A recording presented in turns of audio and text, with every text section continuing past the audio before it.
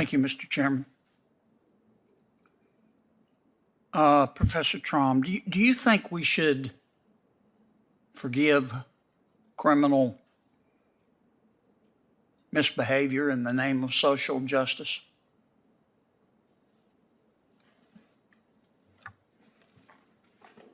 Senator, thank you for that question. I recognize that all issues of crime and all responses to crime are fundamentally policy issues. So those are important issues. They're important for our community and our nation, but I leave those policy issues to policymakers. If confirmed as a judge, I would not be a policymaker. I'm not I would asking be your I'm in not the- asking your opinion as a judge. I'm asking your opinion as a person, as a law professor. I'll stipulate with all of you that you're all going to be fair and unbiased. Okay. Now, do you think that criminal misbehavior, an illegal act, should be forgiven in the name of social justice? So, Senator, I do believe that all criminal policy is fundamentally a policy issue. Yes, ma'am. But do you think, as a person, as a professor, that an illegal act should be forgiven in the name of social justice? Senator, that is not a view that I have taken in my work, and what So I would that's say, no? Is your answer no?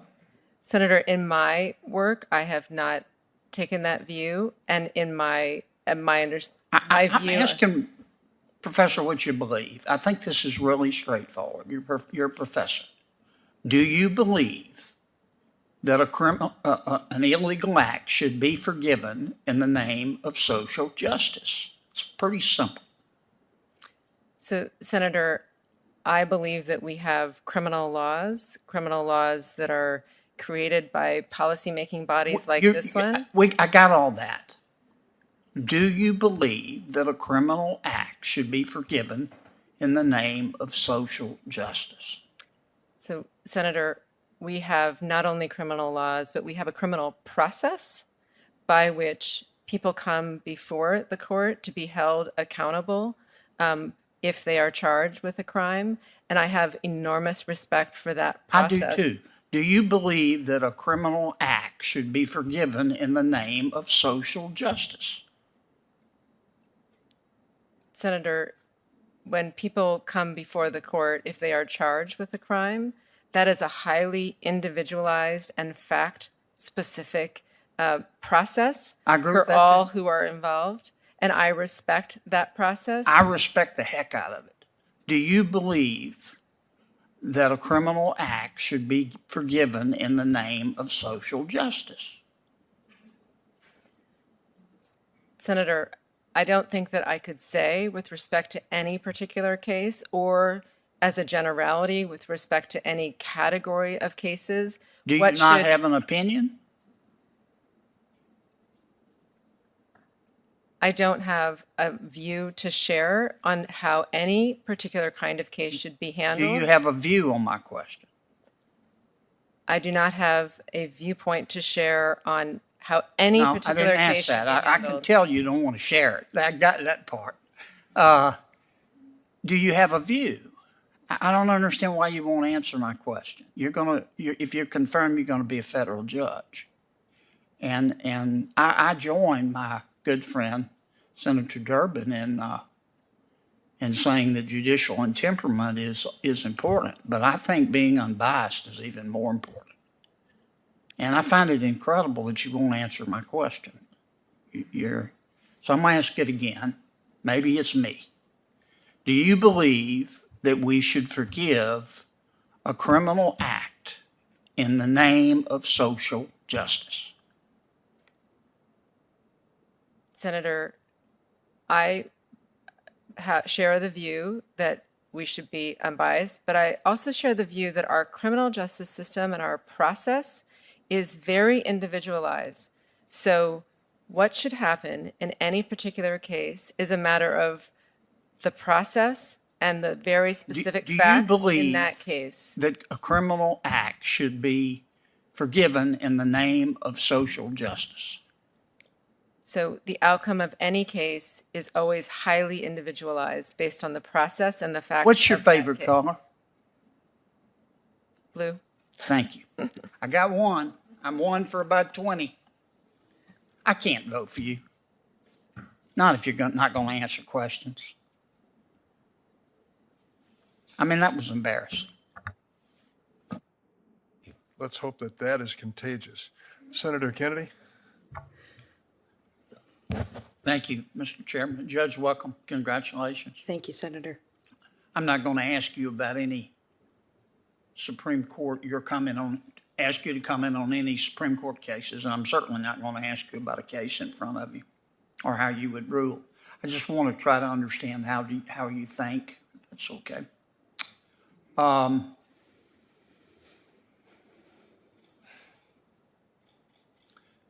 Do you think America is mostly good or mostly bad? Senator, I took my boys for a walk yesterday around this neighborhood, and we stopped outside the Supreme Court, and one of them pointed out to me that the pillars in front of the Supreme Court are Corinthian, and we looked at the pediment above it, and it said equal justice under the law. I remember the first time I saw that building when I walked inside to interview for a clerkship with Justice Stevens. I carry that feeling of reverence for the rule of law with me in the responsibility that I have as a district court judge. I'm proud of my service on the court, and I'm proud to be a part of this American judicial system. Yes, ma'am. But do you think America is mostly good or mostly bad?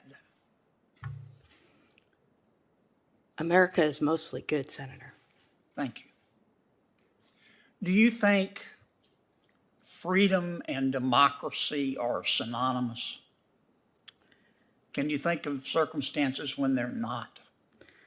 They're not synonymous, but I do think freedom requires democracy and democracy requires freedom. Yeah.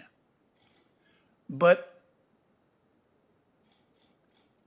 a majority in a democracy could vote to put somebody out of business just because they don't like them. Majority rules. But that wouldn't be right, would it? I mean, sometimes all of the fools are on the same side. You understand what I'm saying? I think so. I guess the point I'm trying to make, and we conflate the two all the time, is that we all believe in democracy, but inalienable rights vis-a-vis of the minority against the majority are important, are they not? The rights enshrined in the Constitution are fundamentally and critically important. Okay. Let me just shift gears here for a second. Do you think, I'm thinking in terms of newly created, unenumerated rights in the U.S. Constitution. Do you think they should be voted on or created by our judiciary? Senator, I do want to be cautious not to weigh into a political or policy question, but of course the Supreme Court in Washington v. Glucksberg laid out the test for the recognition, or at least the pronouncement by the Supreme Court, of unenumerated rights. Those are rights that are deeply rooted in our nation's histories and traditions and implicit in the concept of ordered liberty. I'm just trying to understand your judicial philosophy, though. The right I'm talking about is unenumerated. If you read the Constitution, it wouldn't leap out at you. That's why we call it unenumerated, of course, a penumbra, if you will, which I'm still trying to figure out.